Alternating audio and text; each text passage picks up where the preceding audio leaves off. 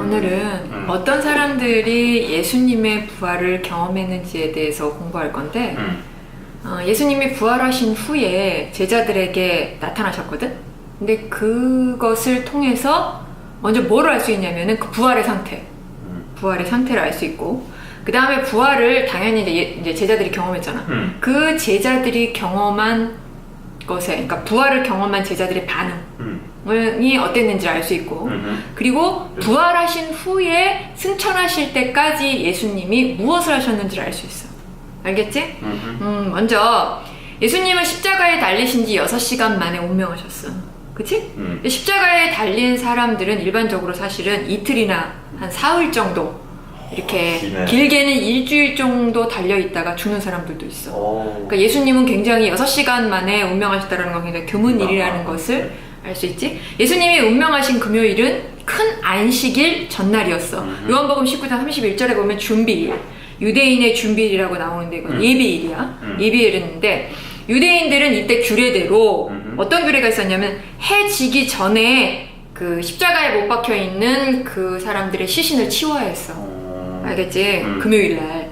그래서 예수님의 시신도 이렇게 당연히 치웠겠지. 이에 사내들인 공의회 회원이었고 예수님의 제자였던 요한복음 19장 38절에 아리마대 사람 요셉이 빌라도에게 찾아가서 예수님의 시신을 이렇게 요구했어. 그랬더니 빌라도가 이를 허락해갖고 이제 아리마대 요셉이 이제 그 예수님의 시신을 갖고 왔는데, 예수님이 갑자기 돌아가셨잖아. 갑자기 죽으셨기 때문에 시신을 안치할 무덤이 없었단 말이야. 그런데 이 아리마대 요셉은 자기가 죽으면 쓰려고 준비해 두었던 자기 무덤이 있었어. 거기에 예수님을 아리마대 요셉이 장사를 한 거야. 예수님의 무덤이 없었기 때문에. 알겠지? 그 아리마대 요셉은 요한복음 19장 40절에 보면은 유대인의 장례법대로라는 말씀처럼 예수님의 시신을 하얗고 긴 세마포, 그 세마포를 가지고 그러니까 발부터 목까지 다 감쌌단 말이야. 이렇게 감았어. 이때 요한복음 19장 39절에 예수께 밤에 찾아왔던 니고데모 이렇게 나오잖아.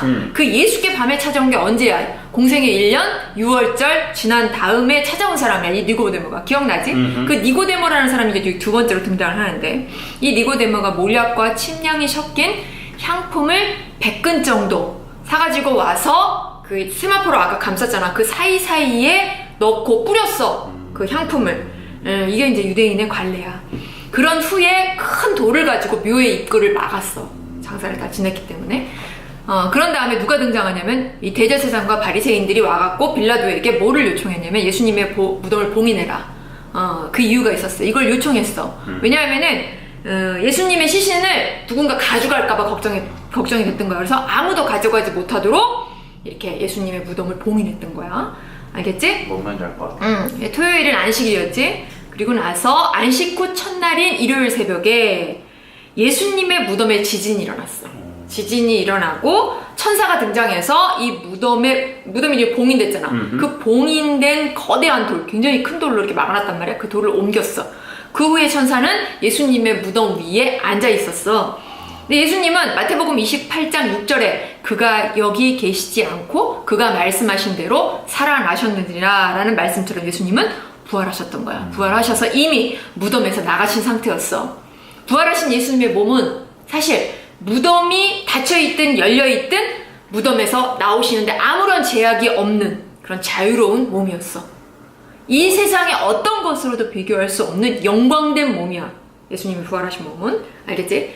누가복음 24장 10절에 보면은 이제 막달라 마리아와 요한나와 야고보의 모친 마리아라, 또 그들과 함께한 다른 여자들, 이 여인들은 어디에서 온 여인들은 갈릴리에서 온 여인들이야.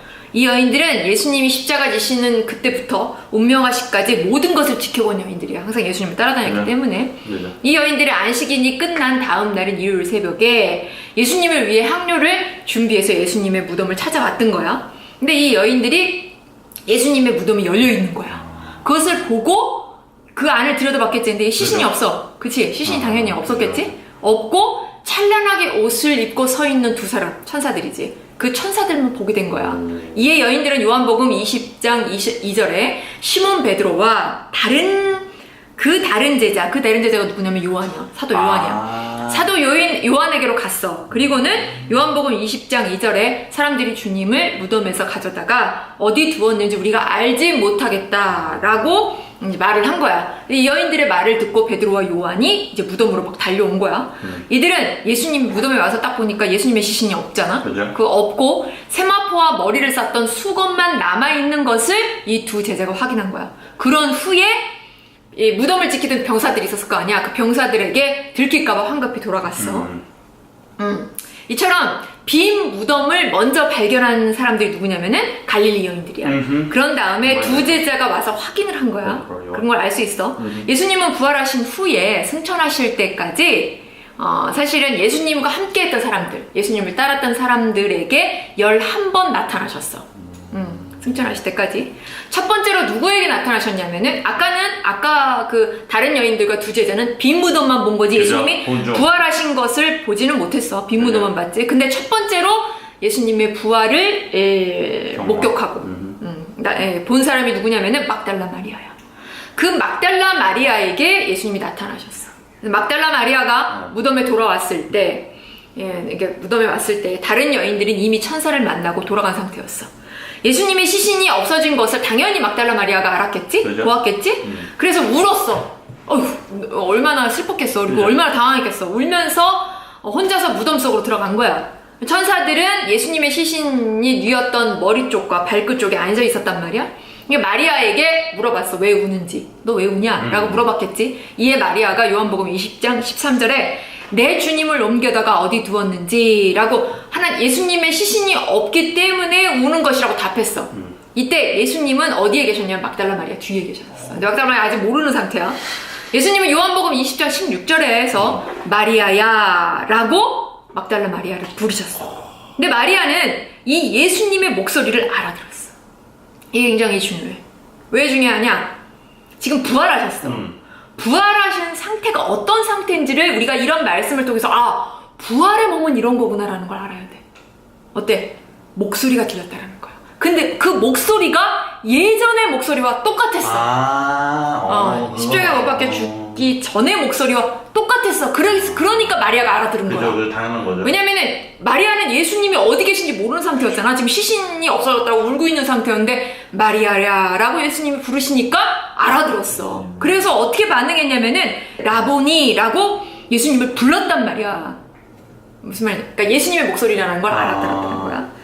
마리아는 평소 귀에 익은 예수님의 목소리를 알아듣고는 예수님인 줄 알았던 거야. 그래서 너무 감격해서 예수님을 바라보며 라보니라고, 이게 무슨 말이냐면 나의 선생님이라고 얘기한 거야. 굉장히 높여서 예수님을 이렇게 부른 거나 마찬가지야. 이렇게 불렀던 거야. 우리가 이걸 통해서 뭘 알 수 있냐? 부활의 몸은 목소리가 들린다는 거. 똑같다라는 걸 죽기 전에 알 수 있지? 예수님은 마리아에게 요한복음 20장 17절에 내 형제들에게 라고 말씀하셨는데, 그 내 형제가 누구냐면 예수님과 함께 했던 사람들. 그죠. 그 사람들에게 가서 부탁하신 말씀을 전하라고 했어. 예수님이 지금 운명하셨잖아. 그럼 예수님이 운명하신 후에 제자들은 어디 있었을까? 제자들은 다 모여 있었어. 한 곳에 모여 있는 상태였단 말이야. 그곳에 가서 전하라 라고 이렇게 막달라 마리아에게 이렇게 말씀하셨어. 그래서 막달라 마리아가 이곳에 와서 예수님이 하신 말씀을 제자들에게 전했어. 하지만 이들의 반응이 어땠냐? 마가복음 16장 11절에 듣고도 믿지 아니하리라 라고 믿지 않았단 말이야. 그 다음 두 번째로 누구에게 나타나셨냐면은 처음 예수님의 무덤에 왔던 여인들, 그 갈릴리 여인들이지. 그 여인들, 누가복음 24장 10절에 다른 여자들이지. 그 갈릴리 여인들이 예수님을 만났어. 그러니까 그 여인들에게 나타나신 거야. 그래서 예수님을 만나갖고 예수님 발 앞에 이들이 경배를 드렸어. 엎드려서. 이 여인들 역시 그리고는 뭐를 했느냐? 모여있는 제자들한테 황급히 가서 예수님 만난 일을 당연히 또 전했겠지? 그죠. 하지만 제자들이 또 어떤 반응을 보였냐면은 누가복음 24장 11절에 그들의 말이 허탄한 듯이 들려 믿지 아니하나 라고 또다시 믿지 않았다라는 걸 알 수 있지. 그죠. 같은 날이 언제야? 곧 안식일 후 첫날, 그러니까 일요일, 지금 일요일날 벌어지는 일이야. 일요일이야. 세 번째로 누구에게 나타나셨냐면 고린도전서 15장 5절 게바에게 보이시고 후에 12 제자에게 와 라는 말씀처럼 게바가 누구야? 베드로. 베드로에게 보이셨다라는 거야. 그리고 누가복음 24장 34절에 시몬에게 보이셨다 라는 말씀처럼 세 번째 누구에게 보이셨냐면 베드로에게 보이셨다라는 것을 알 수 있지. 같은 날, 곧 예수님이 부활하신 날, 일요일이지. 그 저녁 즈음에 예루살렘에서 약 10km 정도 떨어진 엠마오, 예루살렘에서 엠마오 굉장히 가까워.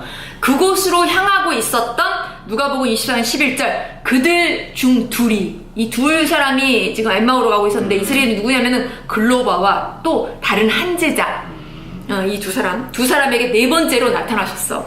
이들은 예수님을 만난 후에 엠마오로 가지 않고 다시 예루살렘으로 돌아와갖고 지금 제자들이 모여있는 다른 제자들이 있는 곳으로 돌아와서 예수님을 만났다고 또 말을 한 거야. 그러나 그때에도 역시 제자들은 믿지 않았어. 그렇죠. 잠시 후 예수님은 도마를 제외한 제자들이 모여있는 곳에 다섯 번째로 나타나셨어. 하지만 이들은 누가복음 24장 37절 그 보는 것을 영으로 라고 부활하신, 예수님의 부활하신 모습을 뭐로 생각했냐면 영으로 생각했어. 그렇죠. 이제 제자들이 부활하셨음을 믿지 않았다라는 것을 예수님이 당연히 알고 계셨겠지. 그렇죠. 이를 아셨던 예수님은 누가복음 24장 39절에 나를 만져보라 라고, 지금 영으로 생각하고 있는 제자들에게 나를 만져보라고, 당신의 부활하신 몸을 직접 만져보라고 이렇게 딱 하셨어. 그리고는 누가복음 24장 43절에 그 앞에서 잡수시더라 라고, 옛날에 죽기 전에 제자들과 많이 잡수셨겠지. 그죠? 그런 것처럼 똑같이 부활하신 후에도 똑같이 이렇게 제자들과 함께 구운 생선을 같이 잡수셨던 거야. 신기하다. 이걸 통해서 우리가 뭐를 알 수 있어? 부활의 몸의 상태를 알 수 있어. 만질 수 있다라는 거야. 이렇게 우리가 지금 만지는 것처럼 똑같이 만질 수 있고, 즉 같이 잡수시는 것처럼 이렇게 할 수 있었다라는 것을 우리가 알 수 있지. 이처럼 하신 이유가 있었어. 왜냐하면 예수님의 부활의 몸이 영이 아닌, 영의 상태가 아니라 실체의 몸임을 가르쳐 주시기 위해, 즉 이렇게 만져보게 하시면서 실제적인 상태, 부활의 몸이 실제적인 상태라는 것을 경험하게 하시려고 이렇게 하신 거야. 알겠지? 이렇게 경험하게 하셨을 뿐만 아니라 나아가 또 뭐 더 하셨냐면은 누가복음 24장 44절에 모세의 율법과 선지자의 글과 시편을 풀어서 성경 전체의 중심이 예수님의 죽으심과 부활하심에 대해 말하고 있음을 뭐를 통해서?